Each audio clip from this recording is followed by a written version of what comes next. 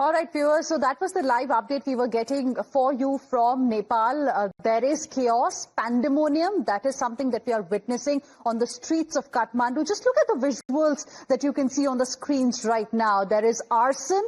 In fact, it's the young people of Nepal who have come out on the streets. Many are calling it a Gen Z protest. And what is this protest really against? It is against the government, the only government there. 4 ministers have already resigned. There is going to be an important meeting of KP Oli, the Prime Minister there. That's what we have learnt. And we have also got reports suggesting that he may not even be in Nepal after the next few hours. He is perhaps planning to flee to Dubai. Now, this is all as per reports. But what we can tell you right now is that there is pandemonium. There is unrest on the streets of Nepal that we are witnessing right now. Fire, in fact, broke out at the residence of Prime Minister KP Sharma Oli in Balkot. That's another important update that we are getting for you. Fire breaking out at Oli's residence there, and those are the visuals we are getting for you. Nepal literally on the edge. Remember, viewers, we have seen these visuals in the past as well.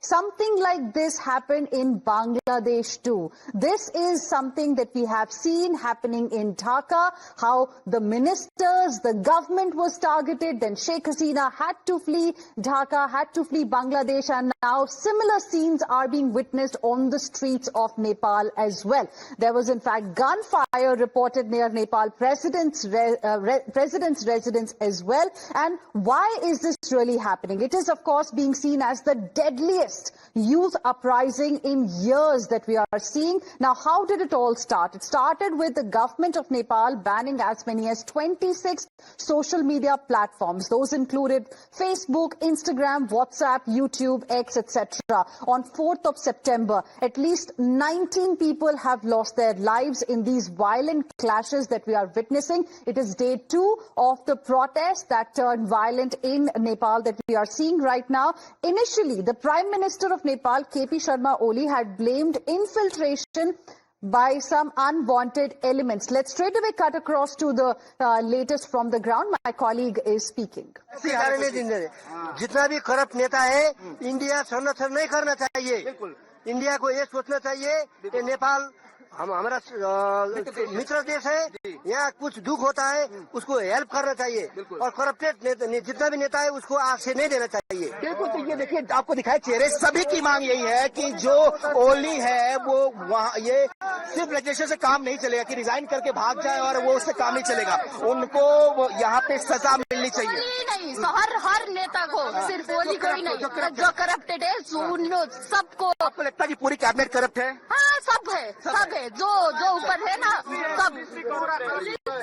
किसी तो police भी बहुत ज्यादा खराब है. सबको नहीं बोल सकते पुलिस को, पर हर पुलिस कोई तो बहुत ज्यादा खराब है इधर से. इसलिए इन सबको इधर से हटाए और वो अपने अपने जगह जाए, नए यूथ आए और देश को चलाए, हम खुश हो जाएंगे. ये जेन जी का प्रोटेस्ट का मकसद भी यही है कि नए यूथ को मौका मिले, वो पॉलिटिक्स में आए, वो अपने देश को चलाए. ये करप्शन जिससे देश परेशान है और लंबे समय से परेशान है, उससे नेपाल को मुक्ति मिलेगी. आपको लगता है बहुत लंबे समय से ये करप्शन चल रहा है? बहुत लंबे.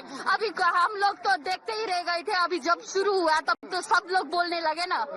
तो ये जो यूथ है, अभी जो युवा पीढ़ी है जिसकी एज 18 से 28 से 30 तक होगी, इन्होंने जब से पैदा हुए इनका कहना है कि हमने सिर्फ करप्शन यहाँ पे देखा है, भ्रष्टाचार देखा, और ये अब उससे मुक्ति चाहते हैं. लिहाजा ये खुद सड़कों पर निकले और इसीलिए इसे जेन जी प्रोटेस्ट कहा जा रहा है. इतनी बड़ी संख्या में जो यूथ है वो सड़कों पर है. उनकी मांग जो है वो करप्शन के खिलाफ. इनका कहना है कि हमारा मांग सिर्फ सोशल मीडिया को लेकर नहीं है, हम चाहते हैं कि करप्शन से हमारे देश नेपाल को मुक्ति मिले और इसीलिए लगातार सड़कों पर प्रोटेस्ट हो रहे हैं. ये सोशल मीडिया बंद हुआ है, उसका करप्शन नहीं है. कुछ भी हो जाए केपी ओली को मरना चाहिए, नेपाल से भागना चाहिए. सर, जिस देश में जाएगा उस देश में नेपाल को मरना चाहिए. हमको न्याय चाहिएगा. न्याय चाहिए. जो 18-16 कल मरा है उसका न्याय चाहिए. केपी ओली को मरना चाहिए.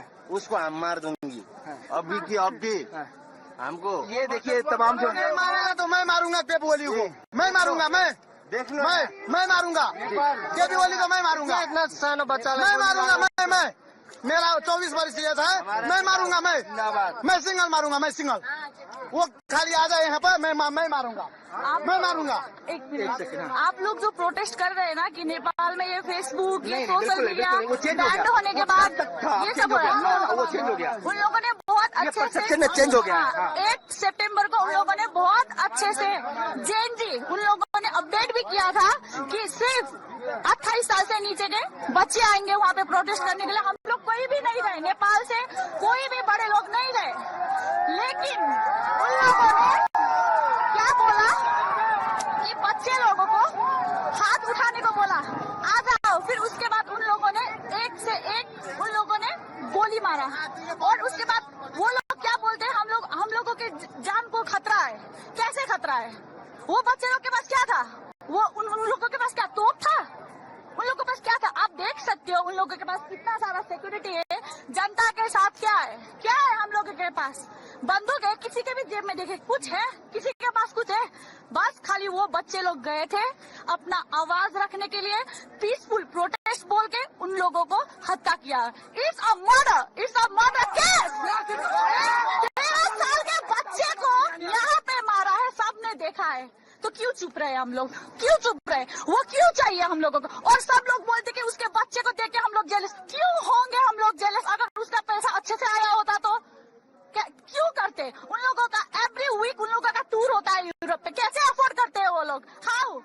करप्शन इशू है। और वही तो जो एक मोटिव, एक नैरेटिव सेट किया गया था कि ये सोशल मीडिया का प्रोटेस्ट है, बिल्कुल नहीं है। ये करप्शन के अगेंस्ट है, और यहाँ के जो पॉलिटिशियंस हैं जिन पर लगातार करप्शन के एलिगेशंस लगते रहे, उनके खिलाफ है। ये यहाँ के प्राइम मिनिस्टर ओली के खिलाफ है, क्योंकि नेपाल में लगातार जो नेता थे लगातार यहाँ करप्शन करते रहे, और इसीलिए यूथ जो है आज सड़कों पर उतरा हुआ है। वही तो गलत मैसेज नहीं जाना चाहिए।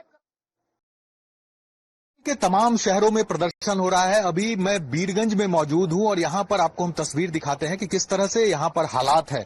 आप देखिए, सड़कें जो है वो सुनसान है। पुलिस बल की तैनाती यहां पर बड़ी संख्या में की गई है, ताकि जो प्रोटेस्टर्स हैं वो लगातार अपना विरोध प्रदर्शन जो है वो सड़कों पर कर रहे हैं। तो ऐसे में देखिए आप किस तरह से काफी ज्यादा संख्या में यहां पर पुलिस बल जो है जगह जगह हर चौक चौराहे पर तैनात किया गया है। मीडिया को भी सड़कों पर निकलने की इजाजत नहीं है। हम इस एक होटल में हैं और इस होटल के छत से आपको वो तस्वीरें दिखा रहे हैं। आप देखिए, चारों तरफ धुआं आपको दिखेगा, क्योंकि प्रोटेस्ट जो है वो हर चौक चौराहे पर यहां पर चल रहा है। कुछ लोग आपको सामने दिख रहे होंगे जो कि वहां पर सड़कों को रोक कर प्रदर्शन कर रहे हैं। ये तमाम प्रदर्शनकारी हैं और लगातार जो इनका प्रोटेस्ट है वो चल रहा है। और अलग अलग नेपाल के जो जिले हैं, शहर है, वो तमाम जगहों पर इस तरह की तस्वीरें दिख रही है। सामने इधर भी एक बार तस्वीर दिखाइए, देखिए यहाँ भी धुआं आपको दिखेगा, जहां आगजनी यहां पर की गई है प्रदर्शनकारियों के तरफ से। तो ये प्रोटेस्ट जो है वो किस हद तक नेपाल में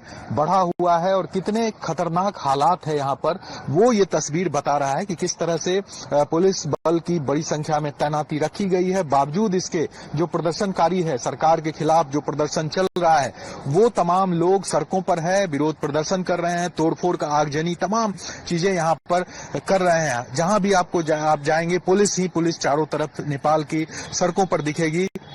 times now Bharat ground zero से एक तस्वीर आपको दिखा रहा है कि किस तरह से हालात नेपाल के दिन ब दिन बदतर होते जा रहे हैं और विरोध प्रदर्शन करने वाले जो लोग हैं वो सड़कों पर उतर गए हैं पूरी तरह से। और वो तस्वीर देखिए किस तरह के हालात यहाँ पर बनते जा रहे हैं। और ये प्रदर्शन जो है वो इस वजह से भी है, कुछ युवाओं से हमने बात की, उन लोगों का कहना था कि जब प्रोटेस्ट यहाँ पर हो रहा था वो भ्रष्टाचार को लेकर हो रहा था और सोशल मीडिया के जरिए उसको प्रचारित किया जा रहा था। इसी वजह से सोशल मीडिया को बैन कर दिया गया और इसी का ये विरोध जो है वो चल रहा है। हालांकि अब सोशल मीडिया चाहे व्हाट्सएप हो, फेसबुक हो, तमाम चीजें खुल गई। यानी 26 जो सोशल मीडिया को बैन किया गया था उसको खोल दिया गया है, उस पर से बैन हटा लिया गया है। बावजूद इसके प्रदर्शन अपने आप में यहाँ चल ही रहा है, क्योंकि ये प्रदर्शन सरकार के खिलाफ है और उसी को लेकर ये पूरी तैयारी जो है लोगों की वो दिख रही है। और सड़कों पर बड़ी संख्या में खास करके युवा उतरे हैं और आगजनी तोड़फोड़ कर रहे हैं।